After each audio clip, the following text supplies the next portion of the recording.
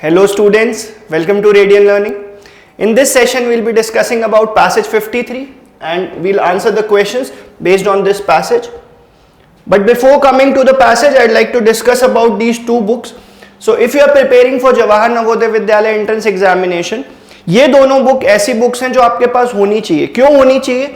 Because this is Jawahar Navodaya Vidyalaya study guide. In the study guide we've covered everything from maths, reasoning, English. We've provided video solutions. This book is based on the latest syllabus of Jawahar Navodaya Vidyalaya. So कुछ भी इसमें हमने नहीं छोड़ा है, सारी चीजें इसमें कवर करी है. प्लस जब आपने पढ़ाई कर ली, आपने तैयारी कर ली, उसके बाद प्रैक्टिस कहाँ से करेंगे? तो प्रैक्टिस आप यहाँ से करेंगे.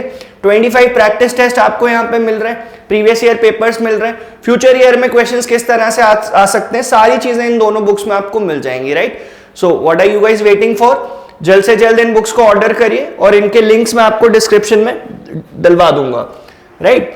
Now coming to the passage 53 that we are discussing for your Jawahar Navodaya Vidyalaya entrance examination, and this passage is about moon. ठीक है, मून के बारे में ये पैसेज है और मून और अर्थ से कितना दूर है, ये सारी चीजें इस पैसेज में लिखी हैं. तो एज अ ड्रिल जो मैं आपको बताता हूं बच्चों, उसी टाइम हम चीजों को मार्क करते चलेंगे और फिर देखेंगे कि उसी पे बेस्ड क्वेश्चंस आ रहे होंगे आगे. ठीक है. The moon looks down on us from the night sky along with stars that twinkle like diamonds. तो स्टार्स किस तरह से चमकते हैं? डायमंड की तरह. ठीक है, ये एक क्वेश्चन हो सकता है कि stars twinkle like what? Diamond, gold, silver, copper, कुछ भी हो सकता है. ठीक है. Sometimes the moon is big and round like a ball and it is called full moon. So when the moon is big and round like a ball, it is called full moon. At the other times it is like a semicircle. It looks as though someone has bitten it and it is called half moon. तो आपने देखा होगा कभी moon इस तरह से curved रहता है, सेमी सर्कुलर रहता है, कभी कभी पूरा पूरा रहता है. ठीक है. On some nights the moon hides behind the cloud and we do not see it at all. तो कभी कभी ऐसा भी होता है कि मून दिखता ही नहीं है. The moon in the night sky is one of the most beautiful sights in the world. All sorts of tales have been told about the moon. The moon is about 384,392 kilometers away from earth. तो ये जैसे मैंने आपको बताया है कि factual चीजें जो होती हैं, डेट्स होती हैं, डिस्टेंस है, किसी जगह का नाम है, तो वो सारी चीजें हम मार्क कर लेते हैं क्योंकि वहीं से क्वेश्चन बन सकता है. There is no life on moon. तो मून पे लाइफ पॉसिबल नहीं है and it is full of rocks. तो this is again one of the questions that can be asked कि moon is full of what? तो moon is full of rocks. It is a natural satellite to the earth. What is a natural satellite to the earth? Moon is the natural satellite to the earth. Right. So that is all about the passage 53 and now we'll come to the questions and answer them. In the passage stars are being compared to what? तो हमने यहाँ पे underline किया था ना बच्चों passage में कि stars twinkle like diamonds. Diamonds की तरह twinkle करते हैं. So stars are compared to diamonds. That is your correct answer.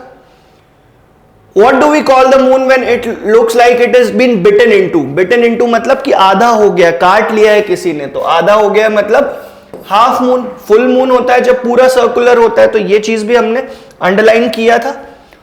Right. Third passage जो पूछा है इन्होंने, थर्ड क्वेश्चन इस पैसेज का, according to the passage what is the most beautiful sight in the world? तो moon in the night sky.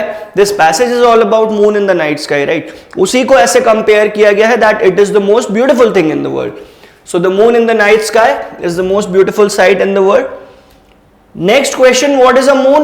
Moon is a natural satellite. Moon is a natural satellite. हमने last में underline करी है ये चीज भी. तो देखो वही ड्रिल है, मैं आपको हर बार वही कहता हूं, पैसेज पढ़ो, पैसेज को अंडरलाइन करो, डेट्स वगैरह कुछ दिख रही हैं उन्हें अंडरलाइन करो, प्लेसेस के नाम दिख रहे हैं उन्हें अंडरलाइन करो, कोई पर्पस है, कोई कंपैरिजन है, कोई वर्ड ऐसा दिखता है कि जिसका मीनिंग टफ हो सकता है उसे अंडरलाइन करो.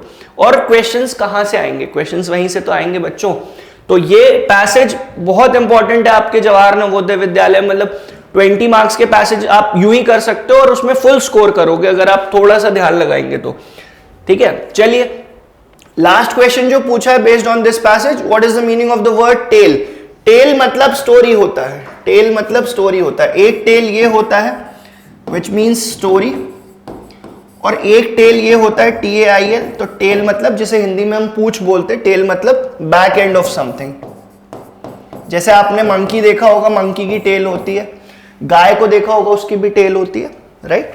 So that was all about this passage 53. Thank you.